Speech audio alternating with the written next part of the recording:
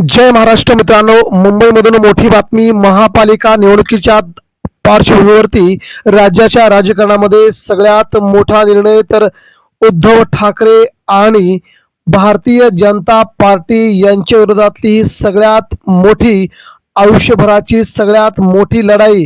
या लढाई मागे नेमकं काय घडलंय? पाठीमागे शिंदेसह अजित पवारांची राष्ट्रवादी सत्तेतून बाहेर, तर उद्धव ठाकरेंच्या हाती पुन्हा एकदा मुंबई महानगरपालिका.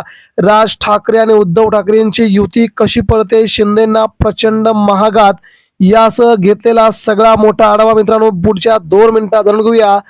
महाराष्ट्राच्या नव्हे तर देशाच्या सर्वोच्च स्थानी जाणार उद्धव ठाकरे सविस्तरपणे.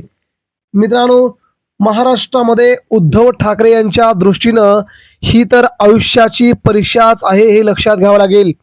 या निवडणुकीमध्ये उद्धव ठाकरेंना यश मिळावं तर उद्धव ठाकरेंचा पक्ष पुढे काय करणार हा प्रश्न विचारते. पण या निवडणुकीमध्ये उद्धव ठाकरेंची शिवसेना भारतीय जनता पक्षाकडून नेस्तनाबूत झाली तर या पक्षाच्या भवितव्याबद्दल एक प्रश्नचिन्ह निर्माण केलं जाईल. याविषयी माझ्या मनात काही शंका नाहीये की एका बाजूला उद्धव ठाकरे यांच्यासोबत त्यांचे बंधू राज ठाकरे उभे आहेत. गेले 6 महिने ठाकरे बंधू, ठाकरे ब्रँड ही चर्चा चालू आहे. प्रॉब्लेम हा आहे की या दोघांनी आपण राजकीय युती करणाऱ्याचे संकेत दिलेले असले तरी राजकीय युती जाहीर झालेली नाहीये, हे लक्षात घ्यावं लागेल. उद्धव ठाकरे, राज ठाकरे यांच्या दृष्टीनं ही जर आयुष्यभराची कसोटी असेल तर ठाकरे ब्रँडचे भवितव्य या निवडणुकीवरती ठरणार असेल तर या दोघांनी ही निवडणूक अतिशय गंभीरपणे घेणं आवश्यक आहे. सोपी निवडणूक नक्कीच नाही ही निवडणूक, मी तुम्हाला स्पष्टपणे सांगतोय. आणि उद्धव ठाकरे यांच्या चाहत्यांना, राज ठाकरे यांच्या चाहत्यांना स्पष्टपणे सांगतोय की दोघांची झोप उडवणारी ही निवडणूक आहे. याचं कारण भारतीय जनता पक्ष म्हणजे महायुतीकडे या वेळेला हुकुमाचा एक्का असणार आहे. शिंदे यांची शिवसेना उद्धव ठाकरे यांच्यावरती आघात करण्यासाठी शिवसेना फोडण्यात आली आहे. शिंदे सेनेला जन्म देण्यात आला आहे. या वेळेला महापालिका निवडणुकीमध्ये शिंदे यांचा उपयोग तोच आहे भाजपला की मराठी मतदारसंघामध्ये शिंदे यांनी प्रत्येक मतदारसंघात 4 ते 5 हजार मतं घेतली तरी सुद्धा उद्धव ठाकरे आणि राज ठाकरे यांच्या किमान 15 ते 20 जागा कमी होऊ शकतात, हे लक्षात घ्या. भाजपची एक इच्छा आहे की शिंदे यांनी उद्धव ठाकरे आणि राज ठाकरेंची मतं फोडावी. आता प्रश्न असा आहे की मराठी माणूस हे होऊ देणार आहे का? मराठी माणूस शिंदेंना हे करू देणार आहे का? मराठी माणूस भाजपच्या या खेळीमध्ये फसणार आहे का? याचं कारण भाजपला मराठी माणसाशी काही देणं घेणं नाहीये. त्यामुळे एक गोष्ट इथे स्पष्ट होते, उद्धव ठाकरे आणि राज ठाकरेंवरती हल्ला करण्यासाठी भाजप कोणत्याही पातळीला जाणार आहे. भाजप शिंदे यांचा वापर करणार आहे. भाजप पैशांचे वाहिन्यांचे प्रचंड वाटप करणार आहे. त्यामुळे भाजप ज्याला म्हणतात आकाश पाताळ एक करणार आहे. मुंबई महापालिकेमध्ये उद्धव ठाकरे, राज ठाकरे यांचा पराभव करण्यासाठी माझा मुद्दा एवढाच आहे, उद्धव ठाकरे, राज ठाकरे यांच्याकडे कोणता उपाय आहे या रणनीतीला उत्तर देण्यासाठी. आज पत्रकार असं म्हणतायत ठाकरे बंधू तुमची काही तयारीच नाही आहेत.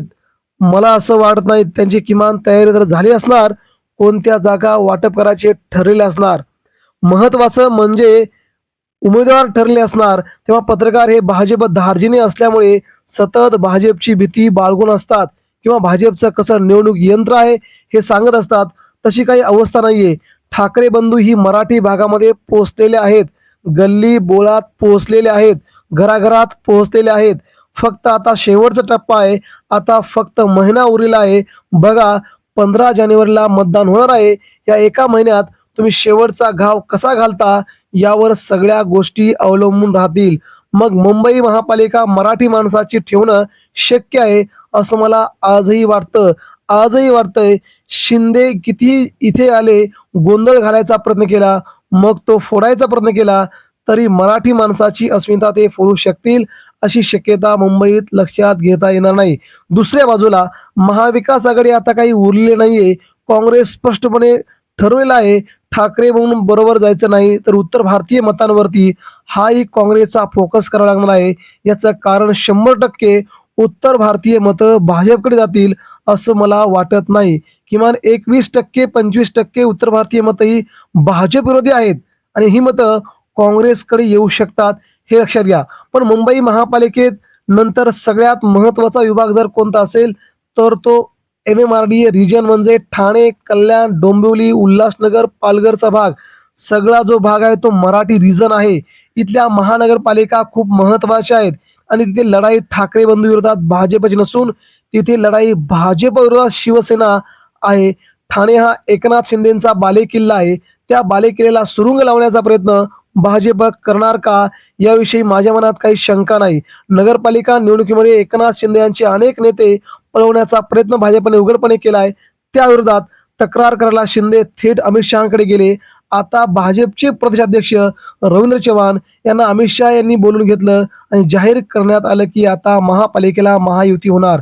आता घोषणा तर झाली आहे, पण प्रत्यक्षात मैदानामध्ये भाजप आणि एकनाथ शिंदे यांच्या शिवसेनेचं किती जुळेल याविषयी जाणकारांना शंका आहे. ठाण्यामध्ये भाजप काय करतंय याकडे सगळ्यांचं लक्ष लागलेलं आहे, हे लक्षात घ्या. इतर ज्या महानगरपालिका आहेत तिथे भारतीय जनता पक्ष जास्तीत जास्त जिंकण्याचा प्रयत्न करणार. सांगलीमध्ये आता काँग्रेस आणि राष्ट्रवादीचे लोक एकत्र आले आहेत. तिथे काय होतं याकडे पश्चिम महाराष्ट्राचं लक्ष आहे. कोल्हापुरात काय होतं याकडे लक्ष आहे. इचलकरंजीमध्ये पहिली निवडणूक असली तरी तिथे काय होतं, कोणाची युती होते हे बघायला गेले. एकूण महानगरपालिका निवडणुकीचं सर्व महाराष्ट्राचं आणि विधानसभा लोकसभाचं इतकंच लक्ष लागले आहे.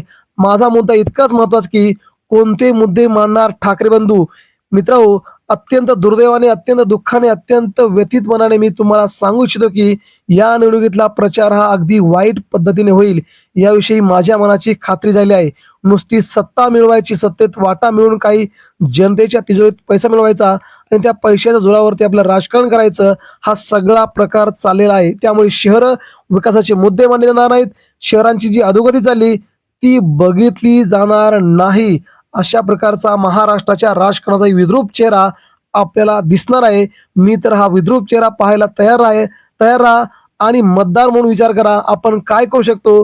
मतदान तर आपल्याला करायचंय, योग्य उमेदवाराला करायचंय, पण ह्या राजकीय पक्षांना ठिकाणावर आणण्यासाठी आपण कोणता उपाय करू शकतो यावर जनता म्हणून, मतदार म्हणून याचा निश्चितपणे विचार करा. सर्व प्रश्नांची उत्तर मला मिळाली नाही.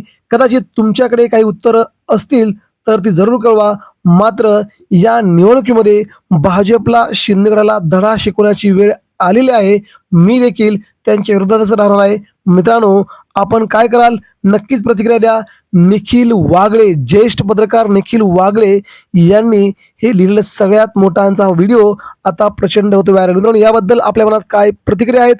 महाराष्ट्रामध्ये, मुंबईमध्ये पुन्हा एकदा उद्धव ठाकरे यांची शिवसेना, राज ठाकरे यांची मनसे सत्ता काबीज करणार का? निखिल वागळे यांच्या मताशी आपण सहमत आहात का? महाराष्ट्राचं राजकारण ठाकरेंच्या भोवती फिरणार, हे आपण आज कसं वाटतंय? प्रतिक्रिया द्या. धन्यवाद. जय हिंद, जय महाराष्ट्र. महाराष्ट्रात पुन्हा एकदा भगवी लाट होणार निर्माण.